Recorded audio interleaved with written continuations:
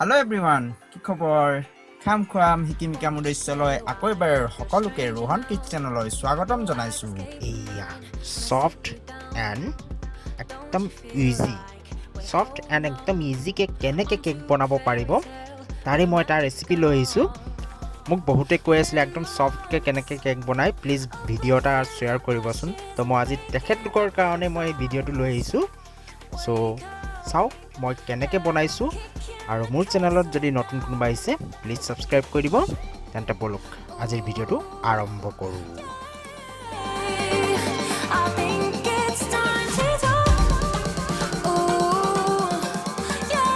এয়া উপকৰণসমূহ দেখিছে নহয়, মই কি লৈছোঁ। এয়া মই কণী 3টা, এইটো একদম নৰ্মেল টেম্পাৰেচাৰত আছে, ফ্ৰিজত নহয়, একদম নৰ্মেলকৈ যিটো থাকে সেইটো দিছোঁ 3টা। তাৰে ৰিফাইন আধা কাপ, যিটো কাপ দেখুৱাইছোঁ সেই কাপৰে গোটেই পৰিমাণখিনি দেখিছে নহয়, এনেকেই দিব।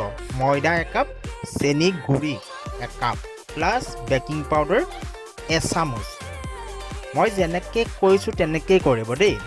এতিয়া চাব, এতিয়া আমি 2টা পাত্ৰ ল'ম ইয়াৰ কাৰণে। এইটো এটা ল'ম, এনেকৈ এটা এক্সট্ৰাকৈ ল'ব, আৰু এইটো এটা, আৰু জাষ্ট এনেকৈ চামুচ এখন।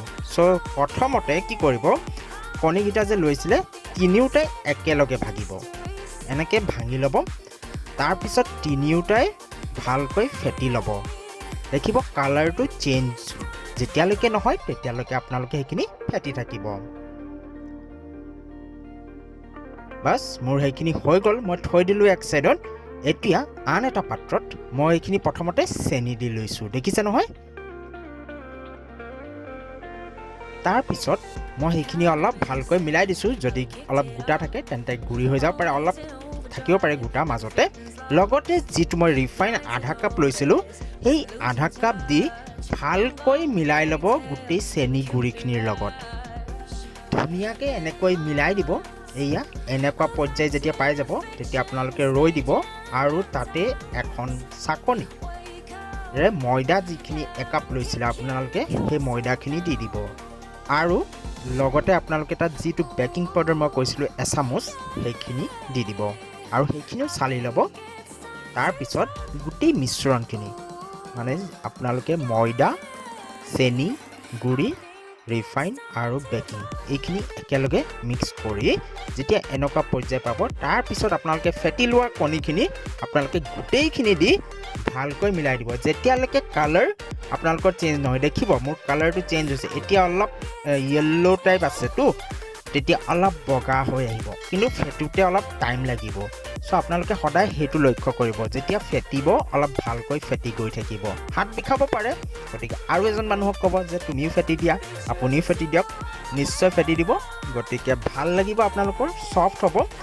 আৰু এইখিনিতে এনেকুৱা মই টিনা এটাত বনাম, এইটো কেক টিনা বুলি কয়, যিটো কেকৰ পাত্ৰ বা কেক বনোৱাৰ যিটো টিনা থাকে, তাত মই অলপ ৰিফাইন দি ল'লোঁ। লগতে এনেকৈ ব্ৰাছ বা হাতেৰে বা কিবা এটাৰে আপোনালোকে চাৰিওফালে মিলাই দিব। লগতে ইয়াত মই অলপ ময়দা দি লৈছোঁ, কাৰণ মই ইয়াত কাগজ বা একো তেনেকুৱা জাতীয় নিদিওঁ, এনেকৈ ময়দা দিলেও হ'ল। আৰু ভালকৈ মিলাই যিখিনি মিশ্ৰণ আপোনালোকে ৰেডি কৰি লৈছিলে, মিশ্ৰণখিনি আপোনালোকে এটা কাম কৰিব, যেতিয়া আপোনালোকে দিব তাৰ আধা ঘণ্টামান এনেকৈ থৈ কেনেহে দিব, আধা ঘণ্টামান ৰৈ দিব। তাৰপিছত ইয়াত দি আপোনালোকে এনেকৈ টুকুৰিয়াই দিব, যাতে যদি অলপ বাবল থাকে তেন্তে সেইবোৰ নাইকিয়া হৈ যাব। তাৰপিছত এনেকৈ কেৰাহী এখন প্ৰিহিট কৰি ল'ব, প্ৰায় 2-3 মিনিটমান পূৰা হাই ফ্লেমতে কৰিব। তাৰপিছত যেতিয়া প্ৰিহিট হৈ যাব, তাৰপিছত গেছৰ ফ্লেম একেবাৰে কম কৰি যিটো কেকৰ টিনা সেইটো তাত বহুৱাই দিব এডাল ষ্টেণ্ড দি, আৰু এইটো ঢাকি দিব। প্ৰায় 30 মিনিটমানৰ পিছত আপোনালোকৰ কেক ৰেডি হৈ যাব। চ' আপোনালোকে কেনেকৈ গম পাব আপোনালোকৰ যে কেক ৰেডি হৈ গ'ল? চ' তাৰ কাৰণে টুথপিক বা এনি কিবা এনেকুৱা কাঠি লৈ ল'ব, আৰু এনেকৈ খুচি চাব। যদি একো লাগি নাহে ডেট মিনছ আপোনাৰ কেক ৰেডি। চ' কেনে পালে চাব। এতিয়া মই আপোনালোকক কাটিও দেখুৱাম, মানে ছাইডটো এৰুৱাই দেখুৱাম, কি ধুনীয়াকৈ এৰ খাই যাব। গতিকে একদম ছফ্ট হ'ব, একদম এই প্ৰচেছটো ট্ৰাই কৰক আপোনালোকে। এয়া দেখিছে একদম ধুনীয়া হ'ব, আপোনালোকে ট্ৰাই কৰক মুঠতে।